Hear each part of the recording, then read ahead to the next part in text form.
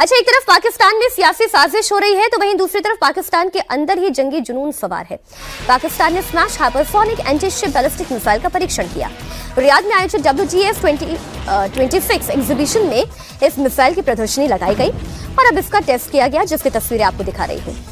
चीन के भरोसे एक बार फिर पाकिस्तान ने एक बड़ी चाल चली, वो भी आपको बता दूं।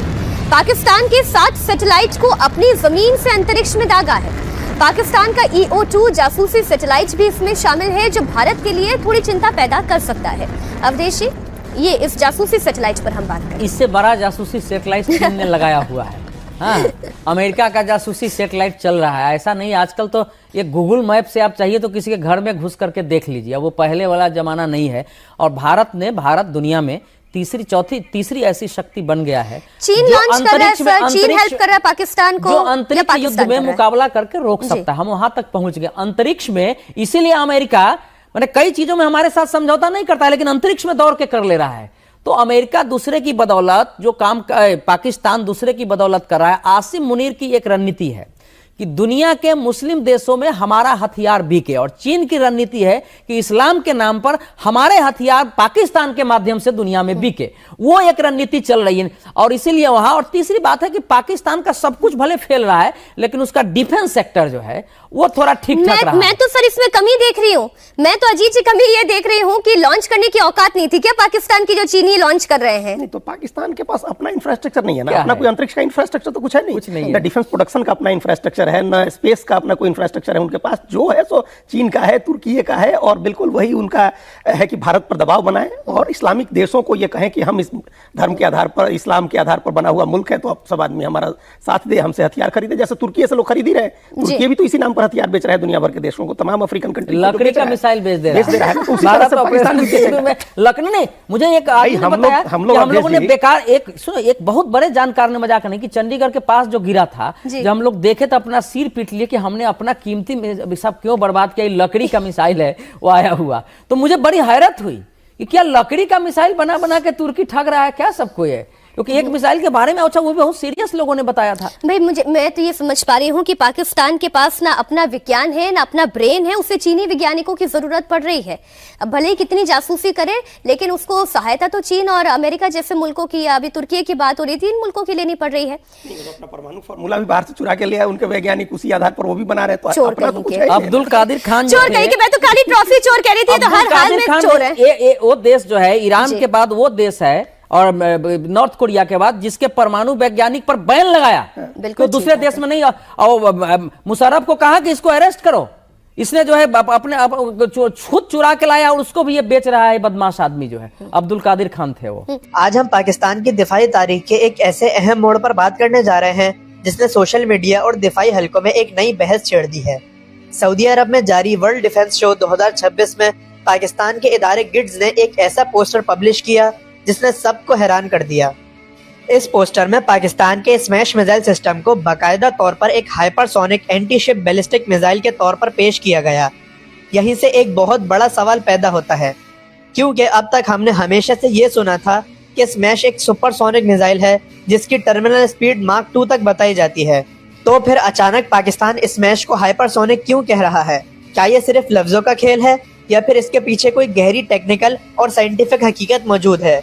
आज की इस वीडियो में हम इसी टेक्निकल घुट्टी को सुलझाएंगे और बताएंगे कि पाकिस्तान की असल हिकमत अमली क्या है, जो अक्सर लोग नजरअंदाज कर देते हैं। स्मैश मिसाइल को हाइपरसोनिक कहने के पीछे एक बहुत बुनियादी हकीकत है जो इसके नाम और डिजाइन में छुपी है। ये एक क्वाजी बैलिस्टिक ट्रेजेक्टरी पर उड़ने वाला मिसाइल है। इसका मतलब ये है कि ये आम क्रूज मिसाइल की तरह समंदर के करीब नहीं उड़ता, बल्कि लॉन्च के बाद सीधा नियर स्पेस की तरफ चला जाता है, जहां हवा बहुत पतली होती है। इस फेज में ड्रैग कम हो जाता है और मिसाइल बिना किसी एक्स्ट्रा कोशिश के माक 5 से ज्यादा हाइपरसोनिक स्पीड हासिल कर लेता है। ये बिल्कुल उसी तरह है जैसे कोई चीज बुलंदी से गिरते वक्त नेचुरली बहुत तेज हो जाती है। जब मिसाइल नियर स्पेस से बैलिस्टिक पाथ पर ट्रैवल करता है तो हाइपरसोनिक स्पीड कोई चॉइस नहीं बल्कि फिजिक्स का नेचुरल रिजल्ट होती है। इसलिए स्मैश अपनी प्रवास के बड़े हिस्से में टेक्निकली हाइपरसोनिक ही रहता है। जब ये मिसाइल अपने टारगेट की तरफ नीचे डाइव करता है तो ये मोमेंट मिसाइल के मिशन का सबसे क्रिटिकल हिस्सा होता है। इसी फेज में स्टेज सेपरेशन होती है, जहां मिसाइल का पिछला हिस्सा यानी रॉकेट मोटर अलग हो जाता है और सिर्फ री एंट्री व्हीकल नीचे आता है। जब री एंट्री व्हीकल माहौल में वापस दाखिल होता है तो उसकी स्पीड इतनी ज्यादा होती है कि हवा उसके गिर्द प्लाज्मा बना लेती है। ये बिल्कुल टूटते हुए सितारे जैसा मंजर होता है। इस हीट और प्लाज्मा की वजह से मिसाइल का रडार सिग्नेचर बहुत लिमिटेड हो जाता है। इस स्टेज पर दुश्मन के रडार्स के लिए सबसे बड़ा मसला ट्रैकिंग का होता है। एक्सट्रीम स्पीड, अनप्रेडिक्टेबल एंगल और प्लाज्मा क्लाउड मिलकर इंटरसेप्शन विंडो को सिर्फ चंद सेकंड्स तक ले आते हैं। यहाँ पर traditional naval air defence systems अपनी मैक्सिमम लिमिट पर आ जाते हैं, क्योंकि ऐसे मिसाइल सिस्टम्स को इंटरसेप्ट करना बहुत ज़्यादा मुश्किल होता है। यहीं पर वो गलतफहमी पैदा हुई जिसकी वजह से स्मैश को सालों तक सिर्फ सुपरसोनिक ही समझा गया। जब मिसाइल नियर स्पेस से नीचे आते हुए जानबूझकर अपनी हाइपरसोनिक स्पीड को कम करके मार्क 2 पर ले आता है तो लोग इसी टर्मिनल स्पीड को उसकी असल स्पीड समझ लेते हैं, जबकि हकीकत में ये मिसाइल अपनी परवाज के ज्यादा हिस्से में हाइपरसोनिक ही रहता है।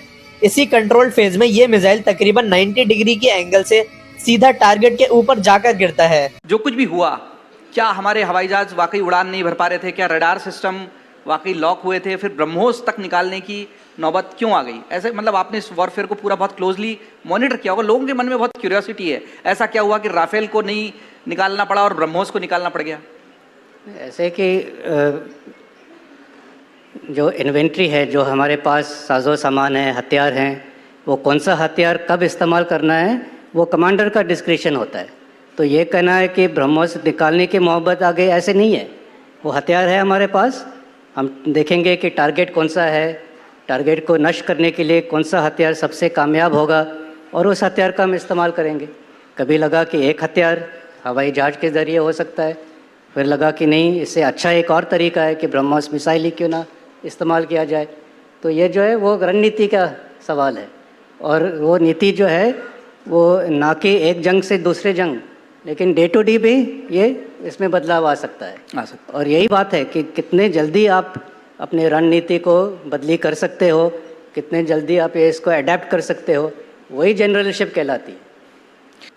जहाँ तक आपका सवाल है ऑप सिंदूर और कैसे युद्ध की प्रक्रिया जो है वो बदल रही है, तो इसके दो पहलू हैं।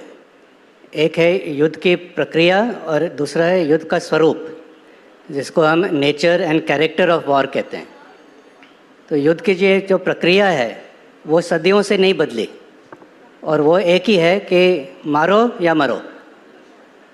प्रक्रिया वही है कि खून खराबा होगा, जाने जाएंगी, नुकसान होगा, चाहे वो बिल्डिंग का हो, हथियारों का हो, इंफ्रास्ट्रक्चर का हो, उसमें कोई बदलाव नहीं आया है।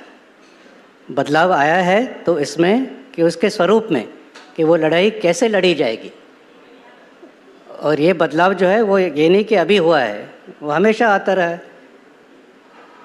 पुराने ज़माने लोग धनुष बाण के साथ लड़ते थे, फिर राइफ़ल आ गए, फिर मिसाइलें आ गई, अब ड्रोन आ गए हैं।